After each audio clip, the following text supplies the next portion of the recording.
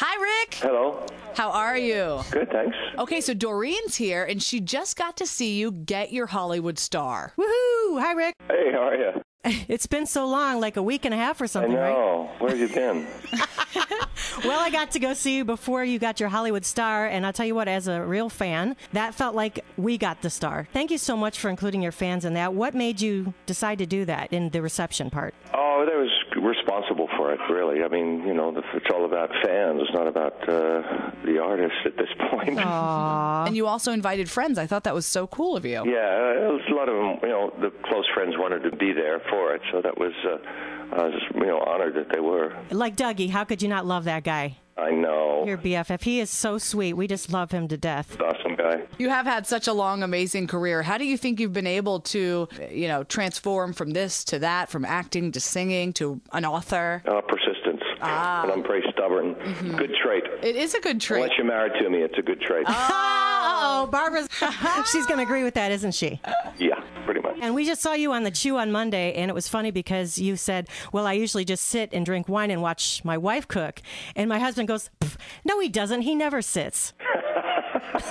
No, that's the only time I sit. That's the only reason for me to drink red wine, so I can relax. Otherwise, I can't sit still. Aww. Oh, I need a glass right now. Magnificent Vibration. I finished it yesterday. Great book. Thank you. If it were to be made into a movie, who would you want to play Bobby Cotton and why? Well, my son could play it. Oh, yeah. Good call. Which son, Josh or Liam? My eldest son, Liam. Oh, okay. Safe choice, I think. Yes. Yeah, definitely. Go with family. And I'll tell you what, I was really impressed with Josh at your star ceremony because I saw how he was very attentive to his aunt, your brother's wife, and kind of making sure she got to where she needed to be. And it was very sweet to watch. And he was just such a well-mannered young man. I was very impressed with that. Yeah, he's a great kid. They're both awesome boys. I don't know what I did right, but we did something. You've done something right, that's for sure. Yeah. Do they also have the persistent gene? I'm hoping so. You know, it's longevity that proves that. I think you just got to stay in there and, you know, I always push it on them. And I just got your book in the mail, too, so thank you. I look forward to reading it. But off of Doreen's, suggestion, she said it's awesome, so I'm excited. Magnificent Vibration. Yeah, we made the New York Times bestseller list first week out, so we're very excited about that, and the reviews have been great. So I expected nothing less. You know, hoping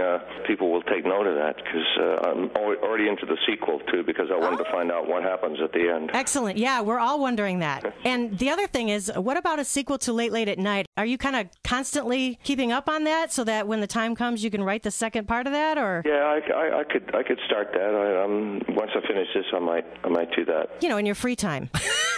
Yeah. Right? Yeah, exactly. I do have a lot, actually, on airplanes. I have a lot of free time.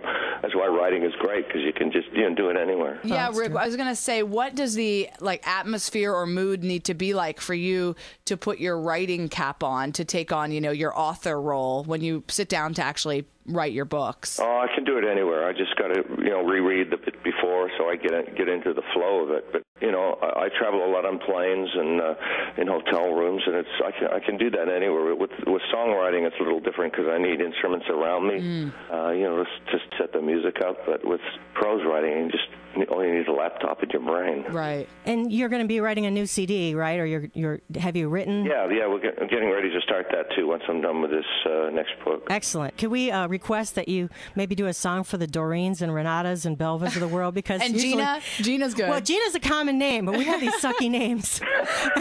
we never get jewelry with our names on it. Doreen, that's I don't know how well that would sing. I can give it a shot. Oh, I would love to hear you sing my name. Could you please? Doreen. Sounds like a country song. That's my new ringtone. You know that, right? She's not kidding. I'll tell you what. I really loved Magnificent Vibration, and being a huge Harry Potter nerd, my favorite line in the book is where the main character says his boss was like a fatter, dumber Voldemort. That literally made me laugh out loud right there. What made you come up with that? Oh, I don't know. I just, a lot of the stuff just comes in the flow of writing, and it'll sometimes make me laugh out loud. Do you really? Because I think writing comes through you. I don't think it's all the writer. I think the same with songs. I think you got to a degree, you have to get out of the way and let it come through, and don't work too hard at it. Just let it flow through, and that's the best way for it to come through. I think sometimes you got to force it, but most of the time, I try and step aside. And it's sort of an organic process. It just kind of pen flows. We hope so. I can totally see a lot of you in the characters. Even though it's a fictional novel, those of us who spend time around you kind of can see some similarities. Is that? Yeah, it's kind of self-deprecating dark humor, and that's definitely me. But it's I put myself into every one of the characters, and then as the story progresses, they take on their own life. But I think the characters have to start from a truthful point. You know who I picture as Marique? Who? I think it's the hair, but George 3, as I call him, your drummer. When you describe the hair, I just immediately his. Yeah, I don't know if he acts, but he certainly has the look. Yes. Yeah, I picture him as Marique. But one of my favorite seeds of thought you had in there is something like you can make a choice or not make a choice, but if you choose not to, that's still a choice. You still made a choice. Oh, that's I like that. Really deep. True. And deep. Well, the world, if you don't choose, then the world will choose for you, and that's kind of the thought behind that. It's always, you have to. A lot of people, and me included, it's all stuff I know that I do. You procrastinate and you doubt yourself if you can do something, and so you sometimes hesitate to make a choice, and that's when a choice is made for you, and it's usually not the choice you want. And I love that God has an attitude in this book, because the book is. Yeah, he does, and I was kind of surprised that he had such an attitude, but I do understand it, because we've been really bad stewards for the earth, and Yeah, God seemed a little mad about that, but I thought it was hilarious. And the best part is the audio versions of your books. I love it because you were literally reading it to us. I've enjoyed doing both of them. Actually, I read the autobiography on this one, and it takes on a extra life to me reading it out loud, and I do get caught up in it, even though I wrote it.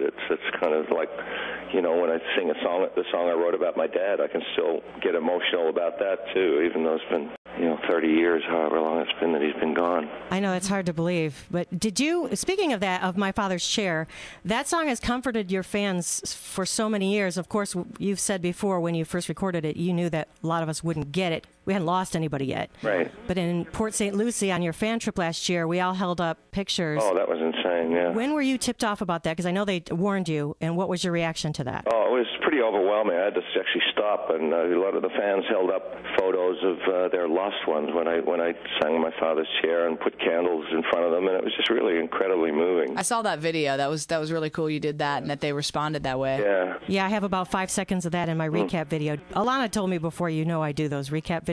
Right. She kind of schooled me on it, but to actually see the whole thing happen, that was really amazing, and your reaction to it was so pure, and yeah, it was great, very moving. that was really, really cool. Yeah, you can always see her videos at mix1077.com on the Doreen page if you haven't yet. Aw. And thank you so much for talking to us again, Rick. You are a legend, and I'm honored to get to talk to you 2 times. Thanks a lot. I appreciate it. Yeah, good luck with everything, and I look forward to reading your book. Oh, great. All right, take care. Thanks, Rick. Thanks, guys. Bye. Bye.